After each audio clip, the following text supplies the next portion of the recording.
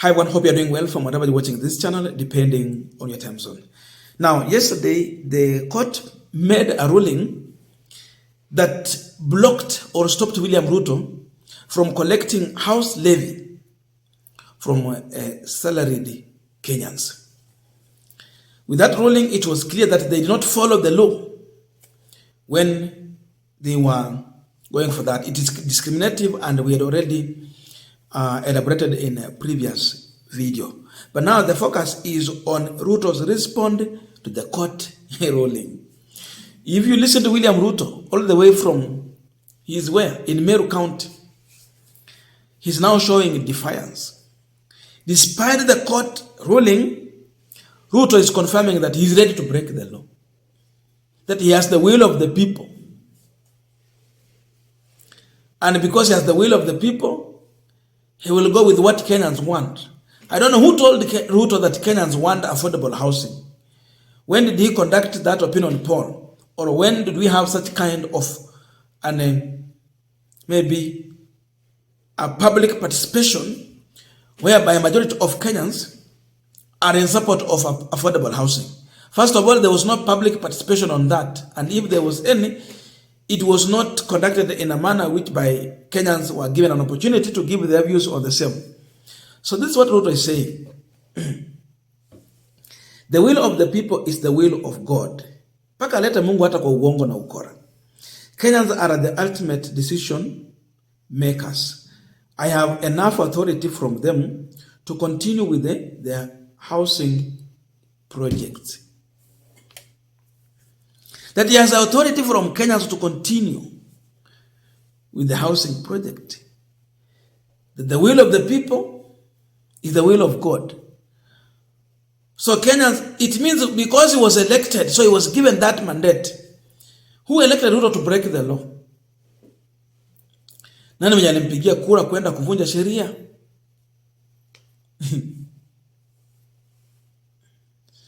So despite the court ruling, he wants to continue with that move. This man was elected. Indeed, if sababu tunajua mambo yalifanyika, is a man in office through a means we know or we refer to as a democratic way. Democracy means you are respecting the law governing the country and the constitution. He took an oath of office to protect and defend the constitution and the law governing the country.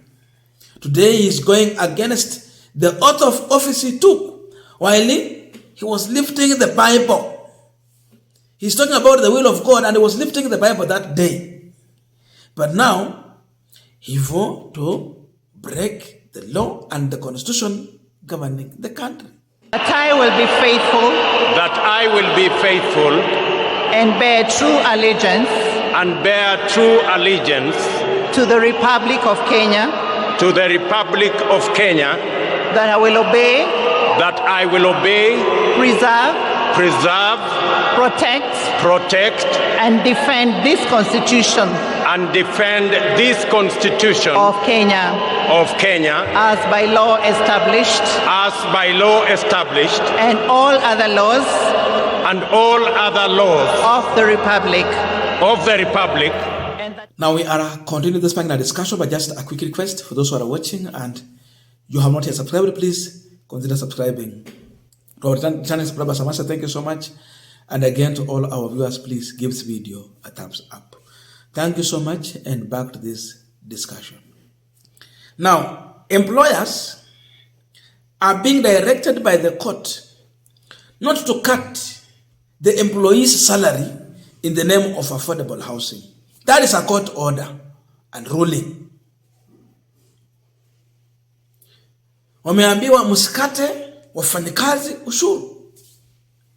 So which means that's what I want to use to force employers to cut the salary of the employees and put on affordable housing. Remember, even those who are in the private sector, they are paying affordable housing. And one of my friends was narrating the story to me. Kila mwezi anapata tu 5 wametoa 5. So wengine 15, 16,000, like that. I'm telling you. He's spoiling our budget in the name of affordable housing, something that we will never associate with, not unless if we have money to go and buy afresh. And the price they're selling these houses, it is the same price with the other private developer, and at some time, slightly more expensive with this other one. So what is the need to collect this money from us? That's the argument there. But above all, we are looking in the issue of disrespecting court orders. That statement tells you that Ruto is well prepared to break the law by disobeying court orders. When you disobey court orders, the question is, will the employers listen to the court or Ruto?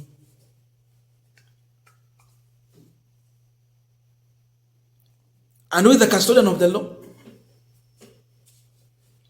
The work of the judiciary is to interpret the law, to make sure that those who are governing within the law. What we can conclude from Ruto's statement in reaction to the court ruling is a call for anarchy, a banana republic, a lawlessness country. Once you lead in breaking the law, you are encouraging those who are leading to do the same. There will be a reciprocate of the same. Uvunje sheria, tuvunje. Tufike hapo, how would you want to govern when you are leading in breaking the law? The country will become ungovernable.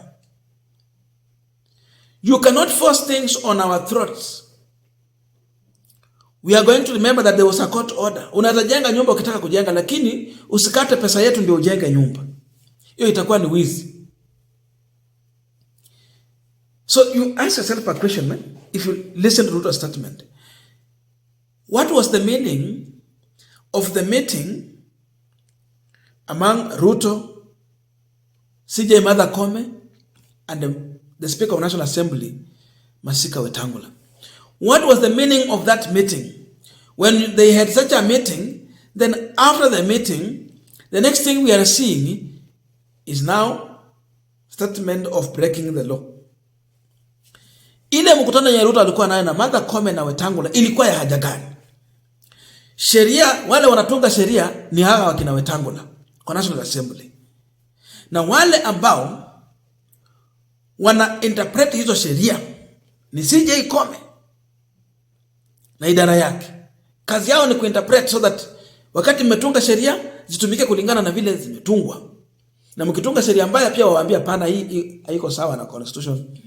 So kulikuwa na wale wa kutunga sheria wako pale, amewapresent na Wetangula, na wale wa kuinterpret sheria wako pale CJ Mother Koome, na yule mwenye ambaye anafaa fanya kazi kulingana na hiyo sheria Ruto akiwa hapo.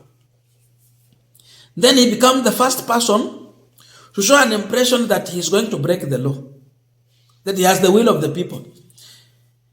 If indeed you are elected by the people, they have a constitution that they voted for. They want you to respect that constitution.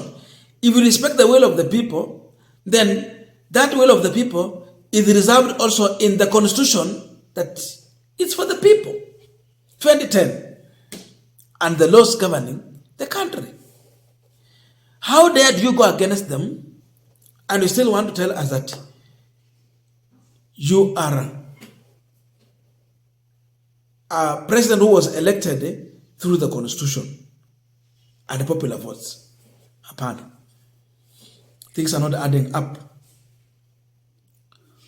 So we are seeing a defiant president who is calling for anarchy, and soon you see the noise they are making for him. He got to campaign, there is a lot of noise. Soon this country will go to a brink, and the person who will have caused this one will be the president. So is he ready to honor the name anarchist? Is he ready to be called an anarchist? Is he ready for that? Because when you call for anarchy, you are literally an anarchist. That's what it's calling for. Stop. And really, why is he really forcing Kenyans on this issue of affordable housing? Why is he forcing that?